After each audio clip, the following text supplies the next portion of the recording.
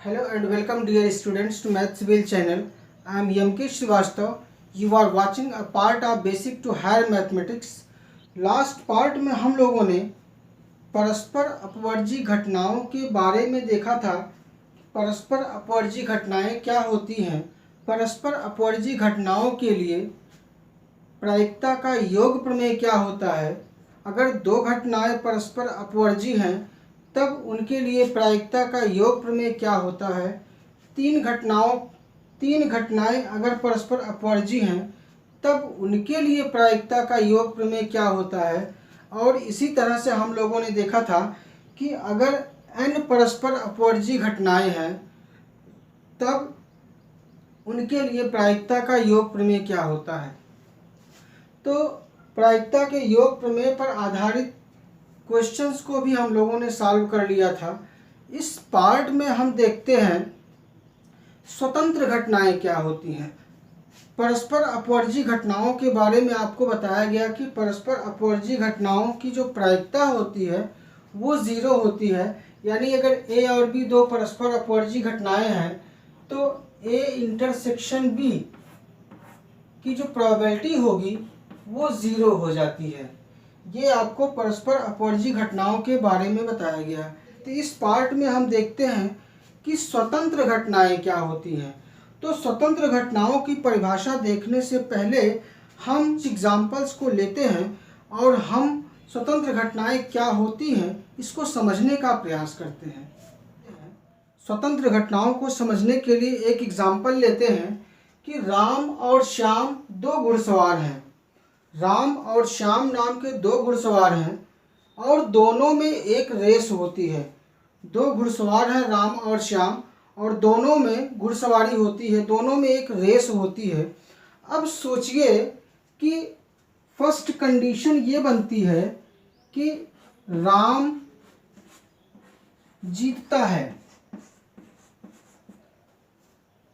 राम जीत गया।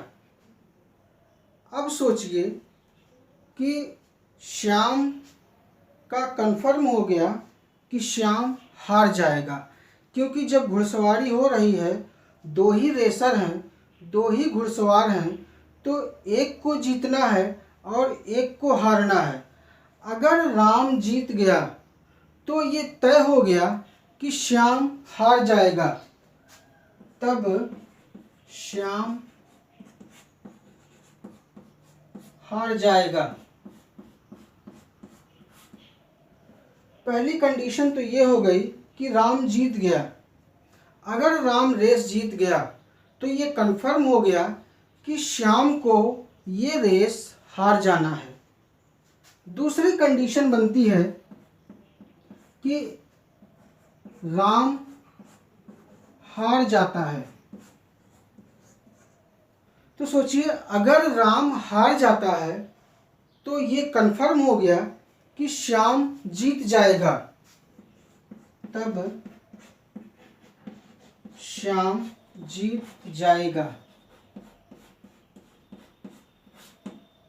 आप इस चीज़ को कल्पना करके देखिए कि कोई भी गेम हो रहा है, उसमें एक को हारना है, एक को जीतना है।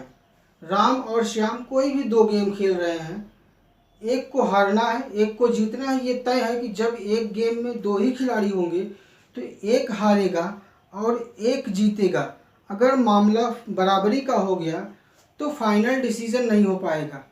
फाइनल डिसीजन तभी होगा जब एक हारेगा और एक जीतेगा। तो अब सोचिए कि अगर राम जीत जाता है तो श्याम हार जाएगा, और अगर राम हार जाता है तो श्याम जीत जाएगा। इसका मतलब क्या हुआ कि श्याम की जो हार और जीत है, श्याम की हार और जीत वो राम के हार और जीत पर डिपेंड करता है। अगर राम जीतता है तो श्याम हार जाएगा, और अगर राम हारता है तो श्याम जीत जाएगा। इसका मतलब ये हुआ श्याम की जो हार और जीत है वो राम के हार जीत पर डिपेंड करता है, निर्भर करता है। पहले ये देखना है कि राम हार रहा है कि जीत रहा है। अगर राम हारेगा तो श्याम जीत जाएगा, अगर राम जीतेगा तो श्याम हार जाएगा। इसका मतलब ये हुआ कि श्याम के जीतने की जो घटना है वो राम के जीतने की घटना पर निर्भर करती है, डिपेंड करती है। इसलिए इस घटना को हम डिपेंड इवेंट्स कहते हैं, परतंत्र घटना कहते हैं। इस घटना को हम परतंत्र घटना कहते हैं। आप सोचेंगे कि हमने आपको बताया कि हम स्वतंत्र घटना के बारे में बता रहे हैं और हमने आपको एग्जाम्पल दे दिए परतंत्र घटना की। हमें इस बात की क्लैरिटी होनी चाहिए कि कौन सी घटना स्वतंत्र घटना है और कौन सी घटना परतंत्र घटना है। तो ये बात मेरे ख्याल से आपकी समझ में आ गई होगी कि श्याम की हार और जीत वो राम के हार और जीत पर डिपेंड करता है। ऐसा नहीं हो सकता है कि राम जीत जाए तो श्याम भी जीत जाए, क्योंकि जीतना तो केवल एक को ही है। तो अब ये बात कंफर्म हो गई कि श्याम की हार और जीत की जो घटना है वो राम के हार और जीत की घटना पर डिपेंड करती है, निर्भर करती है। अगर हमें ये नहीं पता होता कि राम हारेगा कि जीतेगा तो हम श्याम का भी नहीं कह सकते थे कि श्याम हारेगा कि जीतेगा। श्याम हार भी सकता था और श्याम जीत भी सकता है। लेकिन अगर राम जीत गया तो अब ये नहीं हो सकता है कि श्याम हार भी जाए और जीत भी जाए। हारे या जीते ऐसा नहीं हो सकता है। अगर राम जीत गया तो श्याम का हारना कन्फर्म हो गया, अगर राम हार गया तो श्याम का जीतना कन्फर्म हो गया। तो इस टाइप की घटनाओं को हम परतंत्र घटना कहते हैं, यानी कि श्याम की जो हार और जीत है वो राम की हार और जीत पर निर्भर करती है। एक दूसरा एग्जाम्पल हम लेते हैं स्वतंत्र घटनाओं को समझने के लिए। एक दूसरा एग्जाम्पल लेते हैं। इस बार एक प्रश्न है, उस प्रश्न को ए और बी दोनों हल करना शुरू करते हैं। एक प्रश्न है, उस प्रश्न को ए और बी दोनों हल करना शुरू करते हैं। तो कंडीशन ये बनती है कि यदि ए प्रश्न हल कर देता है, यदि ए प्रश्न को हल कर देता है तो बताइए क्या ये कंफर्म हो गया कि बी प्रश्न को नहीं हल कर पाएगा? अगर मान लीजिए कि बी को ये प्रश्न आ रहा है और ए ने प्रश्न को हल कर दिया, तो क्या गारंटी है कि बी प्रश्न को नहीं हल कर पाएगा या बी प्रश्न को हल कर लेगा?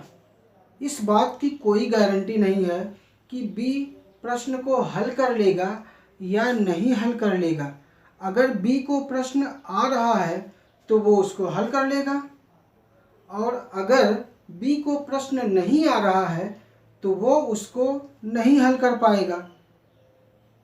प्रश्न को ए हल कर देता है कि नहीं हल कर देता है, इससे बी को क्या फर्क पड़ता है?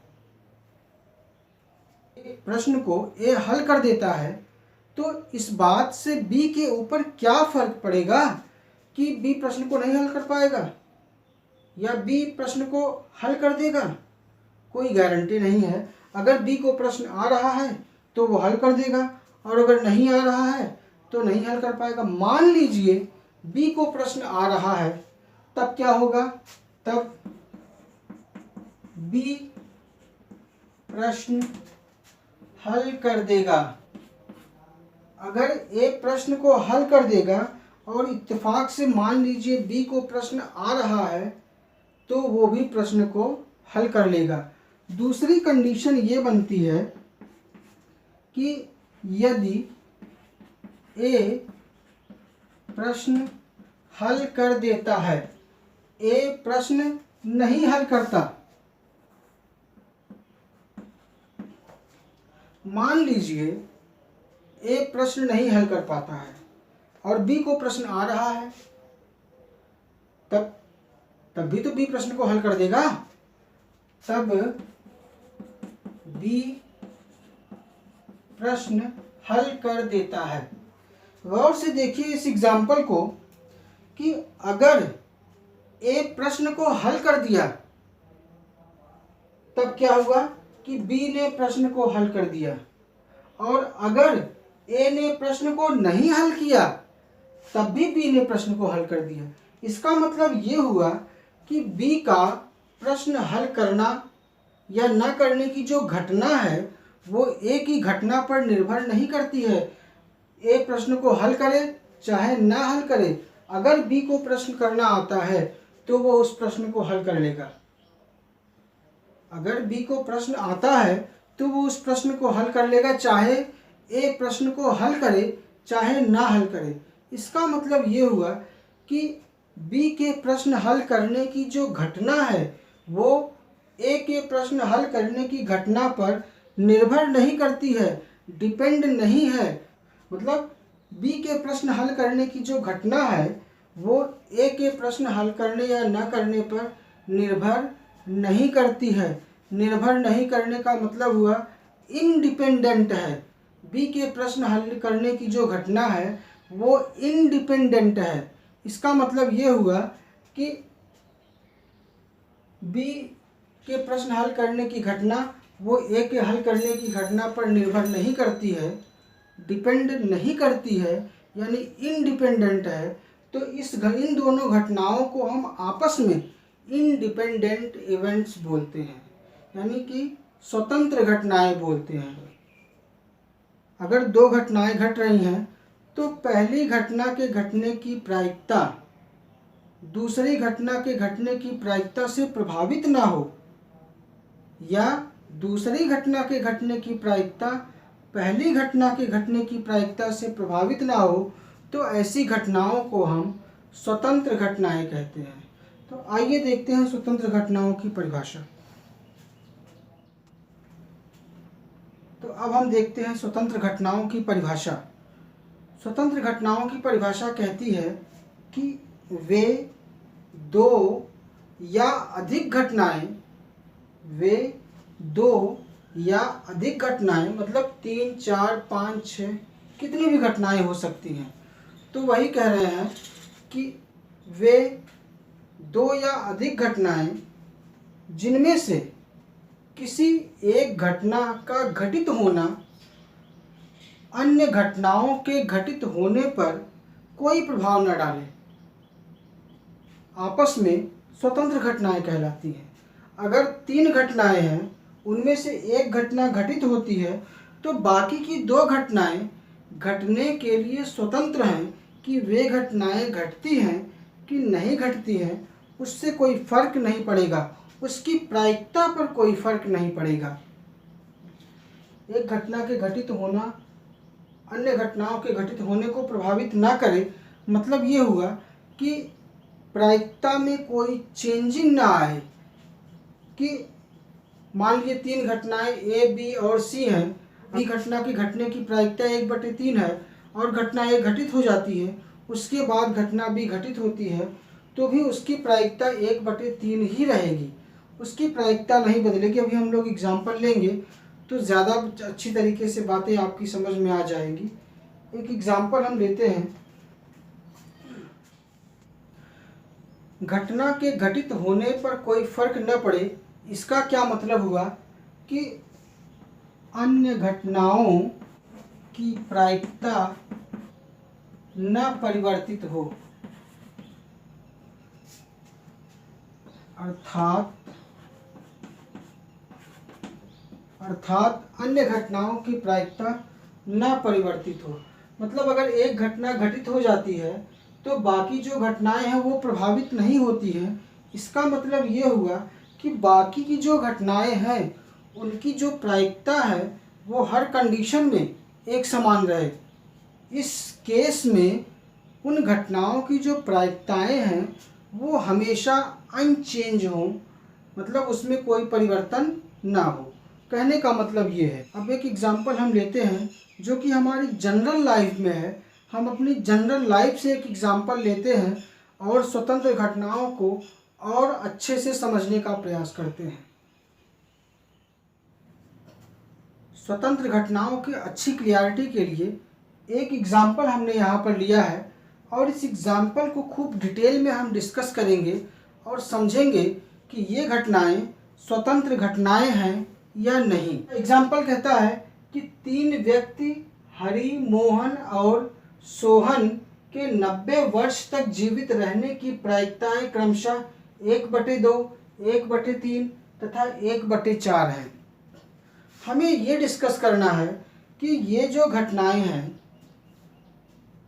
घटनाएं हैं ये आपस में स्वतंत्र घटनाएं हैं या परतंत्र घटनाएं हैं, मतलब स्वतंत्र घटनाएं हैं कि नहीं, हमें ये बताना है। पहले हम हरि के बारे में डिस्कस कर लेते हैं। तो हरि के 90 वर्ष तक जीवित रहने की जो प्रायिकता है वो 1/2 है। हरि के 90 वर्ष तक जीवित रहने की जो प्रायिकता है वो 1/2 है। मान लीजिए कि हरि 105 वर्ष तक जीवित रह गया। मान लीजिए हरि 105 वर्ष तक जीवित रह गया, तो क्या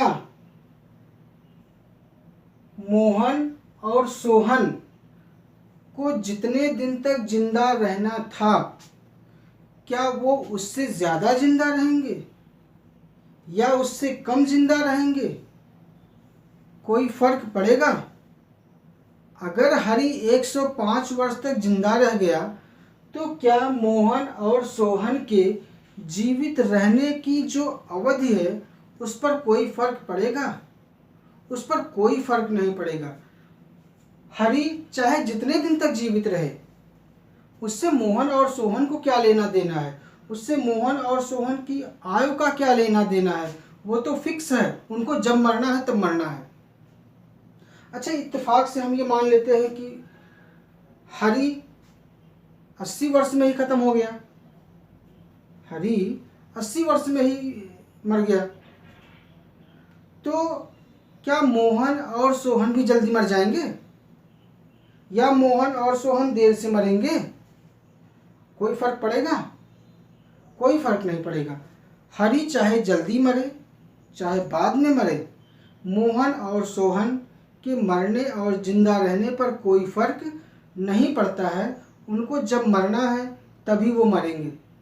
इसका मतलब ये हुआ कि मोहन और सोहन की जो प्रायिकता पहले थी वही प्रायिकता बाद में भी रहेगी। चाहे हरि पहले मर जाए, चाहे हरि बाद में मरे, चाहे मरे ही ना, मोहन और सोहन की जो मरने की प्रायिकता है, जब उनको मरना है तभी वो मरेंगे। यानी जो उनकी प्रायिकता है वो पहले भी ये थी 1/3 और 1/4 थी, बाद में भी यही रहेगी, कोई फर्क नहीं पड़ेगा। ठीक यही बात हम लेते हैं मोहन के लिए। हम मोहन के लिए ले लेते हैं सेम वही क्वेश्चन कि अगर मोहन पहले मर गया तो क्या हरि और सोहन की मृत्यु की जो अवधि है, जो जीने की अवधि, क्या वो बदल जाएगी? नहीं बदलेगा। किसी के जीने या मरने से किसी के ऊपर कोई फर्क नहीं पड़ने वाला है। मोहन चाहे जितने दिन तक जिंदा रहे, चाहे जितने जल्दी मर जाए, हरि और सोहन के जीने और मरने पर कोई फर्क नहीं पड़ने वाला है। यानी कि उनके जो जिंदा रहने की प्रायिकता, उनके जो 90 वर्ष तक जिंदा रहने की प्रायिकता है वो नहीं बदलेगी। ठीक इसी तरीके से अब हम सोहन के लिए डिस्कस करते हैं कि सोहन के 90 वर्ष तक जीवित रहने की प्रायिकता दी गई है 1/4 है।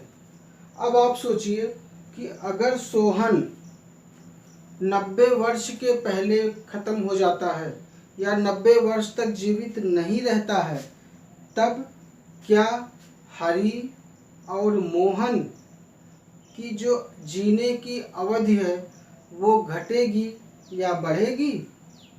ऐसा कुछ नहीं होगा। सोहन अगर जल्दी, मतलब कम दिनों तक जिंदा रहेगा, तो हरि और मोहन को जितने दिन तक जिंदा रहना है उतने दिन तक ही जिंदा रहेंगे। और अगर मान लीजिए सोहन की जीवित रहने की जो अवधि है वो 90 वर्ष से ज़्यादा है, तो भी मोहन और हरि के जीने की जो अवधि है वो तब भी वही रहेगी।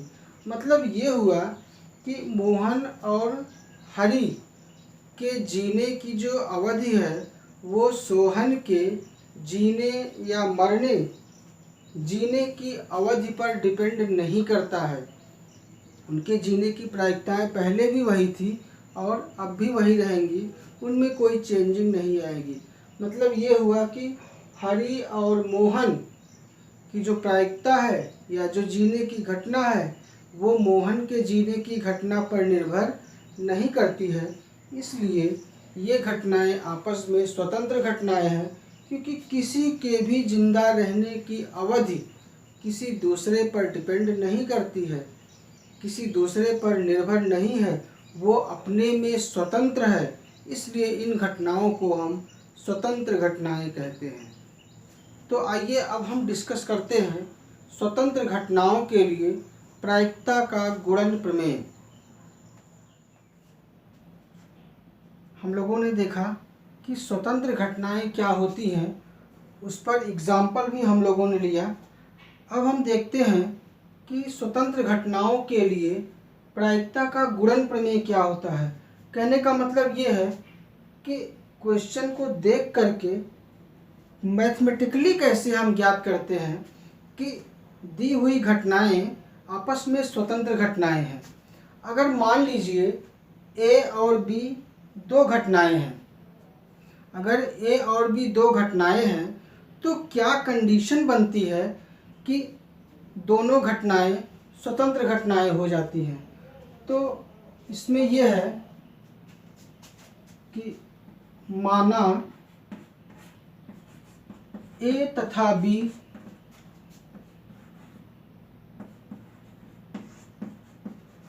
किसी यादृच्छिक प्रयोग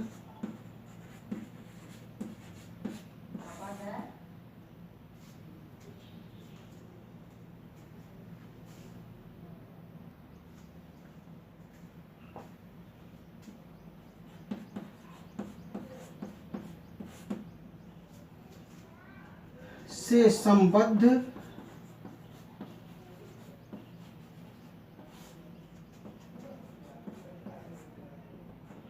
दो स्वतंत्र घटनाएं हों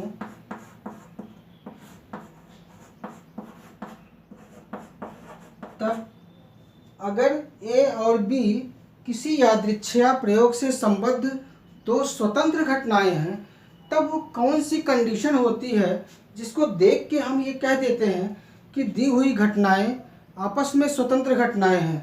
तो वो कंडीशन होती है कि probability of A intersection B equal to probability of A into probability of B.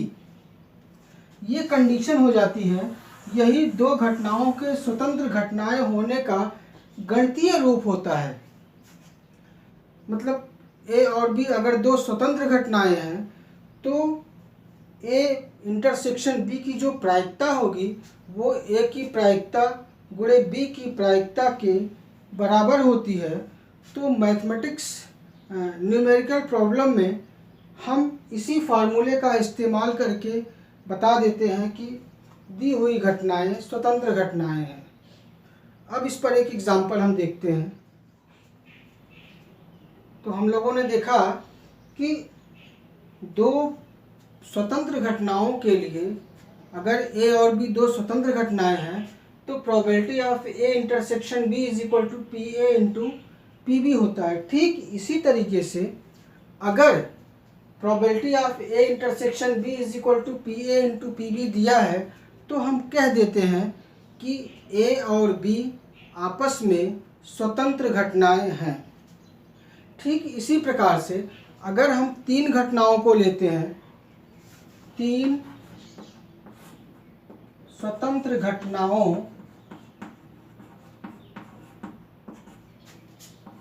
A B तथा सी के लिए,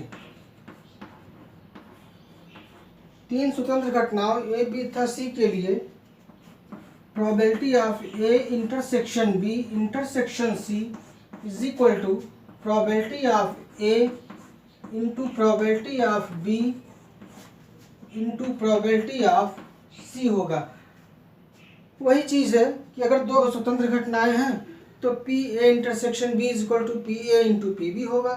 तीन स्वतंत्र घटनाएं ए बी सी हैं तो probability of A intersection B intersection C is equal to probability of A into probability of B into probability of C होगा। ठीक ऐसे ही अगर n घटनाएं हैं तो probability of A intersection B intersection C dot dot dot n घटनाओं तक equal to P A into P B into P C, इस टाइप से सबका मल्टीप्लाई हो जाएगा। तो इसी को हम कहते हैं स्वतंत्र घटनाओं के लिए प्रायिकता का गुणन प्रमेय। अब एक क्वेश्चन है तो क्वेश्चन ही, लेकिन उसको प्रमेय के रूप में हम याद रखते हैं। वो एक थ्योरम के फॉर्म में उसको तैयार करते हैं, मतलब हम ये उसको याद कर लेते हैं। हमें वो चीज़ याद होनी चाहिए, हम उसका प्रूफ भी देखेंगे और उसको याद भी रखेंगे। तो हम पहले उस पर डिस्कस कर लेते हैं, फिर उसके बाद इसके क्वेश्चंस की ओर बढ़ते हैं। एक क्वेश्चन है, यदि ए तथा बी दो स्वतंत्र घटनाएं हो तब ए डैश तथा बी आपस में स्वतंत्र घटनाएं होंगी। ए तथा बी डैश आपस में स्वतंत्र घटनाएं होंगी। ए डैश तथा बी डैश आपस में स्वतंत्र घटनाएं होंगी। मतलब ए और बी अगर स्वतंत्र घटनाएं हैं तो पहले का डैश दूसरे पर डैश नहीं लगेगा, स्वतंत्र घटनाएं होंगी। पहले पर नहीं लगेगा, दूसरे पर लगेगा डैश, स्वतंत्र घटनाएं होंगी। और दोनों पर डैश लगा दीजिए, तब भी दोनों आपस में स्वतंत्र घटनाएं होती हैं। लेकिन इस बात को हम प्रूफ करेंगे, ये तो सत्य है, होता ही है, लेकिन हम इसको प्रूफ करेंगे। तो प्रूफ करने के लिए इन्होंने पहले दिया है कि ए तथा बी दो स्वतंत्र घटनाएं हैं, और अभी हम लोगों ने पढ़ा कि चूंकि ए तथा बी स्वतंत्र घटनाएं हैं, इसलिए probability of A intersection B क्या होगा, P A into P B. ये इक्वेशन फर्स्ट हो गया कि अगर ए और बी दो स्वतंत्र घटनाएं हैं तो probability of A intersection B is equal to P A into P B होगा। अब ये कह रहे हैं कि प्रूफ कीजिए कि ए डैश तथा बी आपस में स्वतंत्र घटनाएं होंगी। हमने आपको जहाँ ये बताया था कि अगर ए और बी दो स्वतंत्र घटनाएं हैं तो probability of A intersection B is equal to probability of A into probability of B होता है।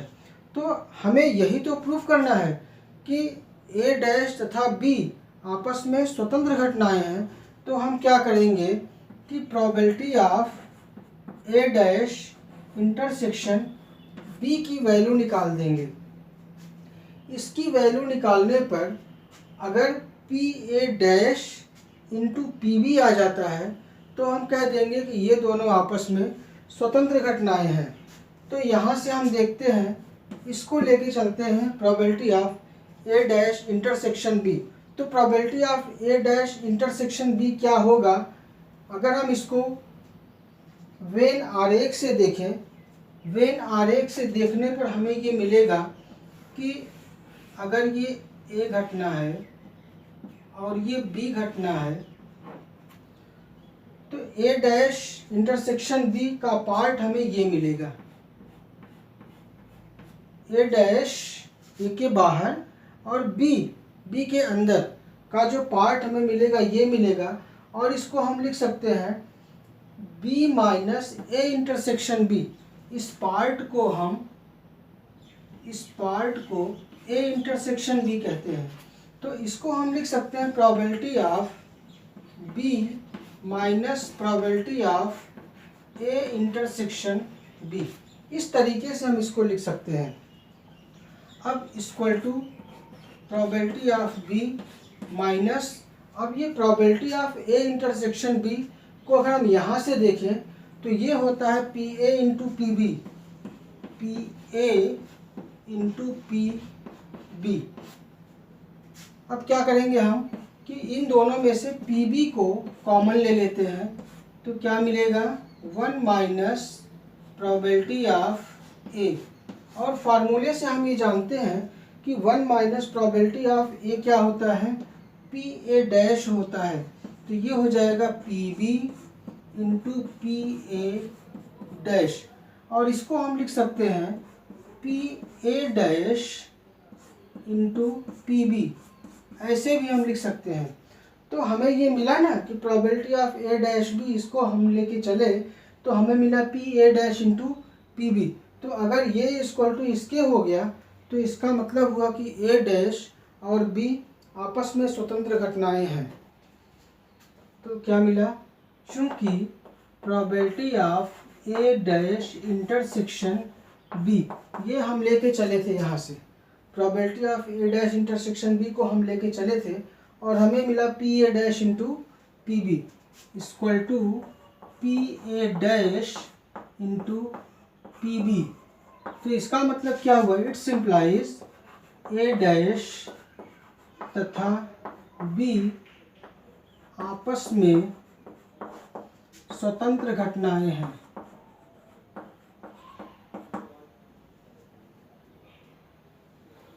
तो हमें ए डैश और बी को स्वतंत्र घटनाएं प्रूव करना था। इसका मतलब ये हुआ कि हमें probability of A dash intersection B is equal to probability of A dash into probability of B proof करना था। तो ये आने का मतलब हुआ कि ये दोनों आपस में स्वतंत्र घटनाएं हैं। सेकंड पार्ट को देखते हैं। अगर हम सेकंड पार्ट को देखें तो क्या होगा कि प्रूफ करना है कि ए तथा बी डैश, ए तथा बी डैश यानी कि ए पे नहीं लगेगा, बी डैश, ये दोनों आपस में स्वतंत्र घटनाएं हैं। तो ठीक उसी तरीके से हम probability of A intersection B dash निकालेंगे। तो ये क्या होगा, ये हम इसी वेन आरेख से अगर समझ लें कि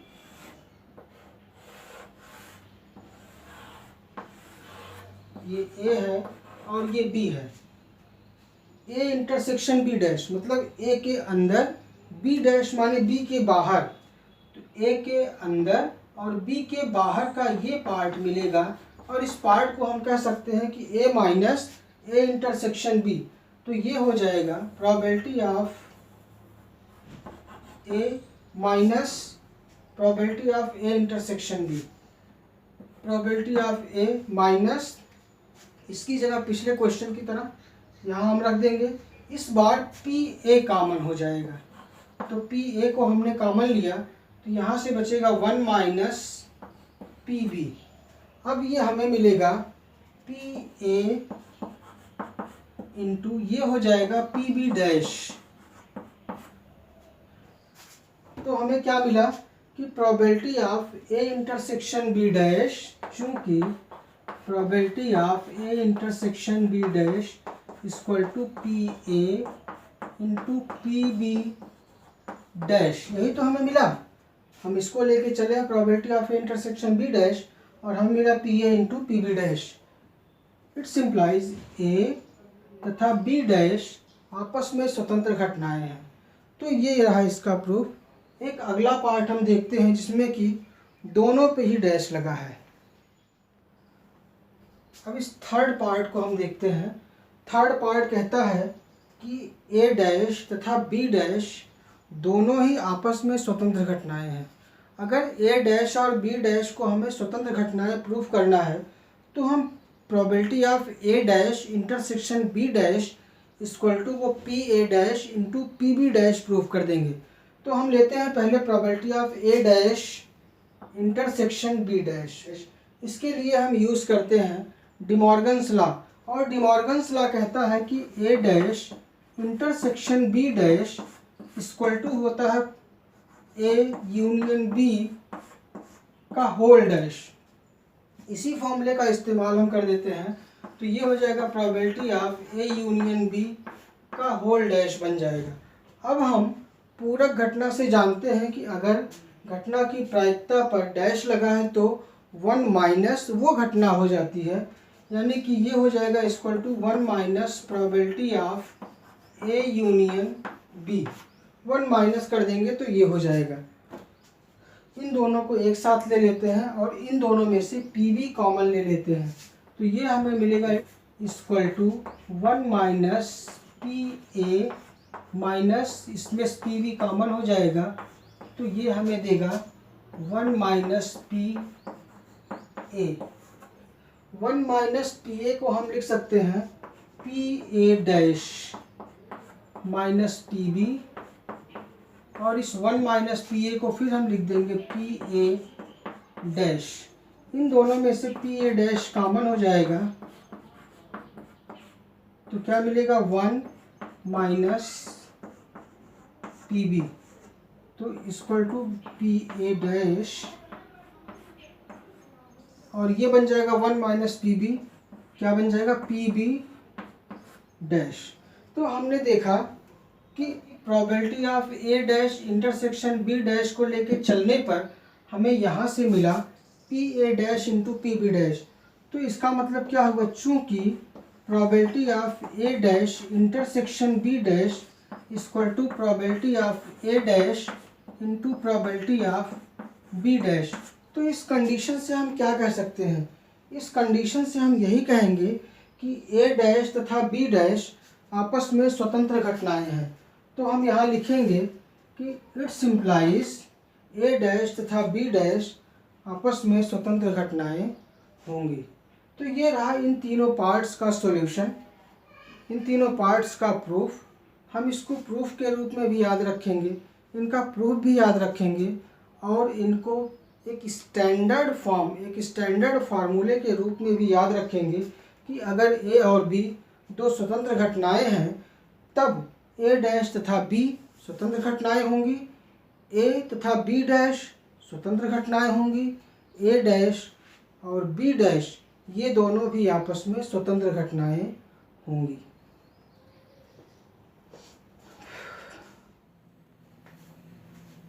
तो बच्चों, इस पार्ट में हम लोगों ने स्वतंत्र घटनाओं की परिभाषा को देखा, स्वतंत्र घटना का मैथमेटिकल फॉर्म क्या होता है वो हम लोगों ने देखा।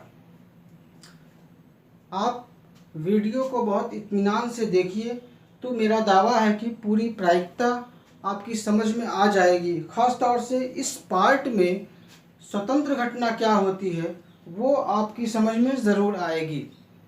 तो आप वीडियो को इत्मीनान से देखें और उसको ठीक से समझने का प्रयास करें। अगर ये वीडियो आपकी समझ में आ जाता है, अगर स्वतंत्र घटना आपकी समझ में आ जाती है तो आप वीडियोस को लाइक करें, अपने फ्रेंड्स में ज़्यादा से ज़्यादा शेयर करें और चैनल को सब्सक्राइब करें, बेल आइकन को ज़रूर प्रेस करें जिससे आने वाली नई वीडियोस की अपडेट का नोटिफिकेशन तुरंत आपको मिले। Thanks for watching this video.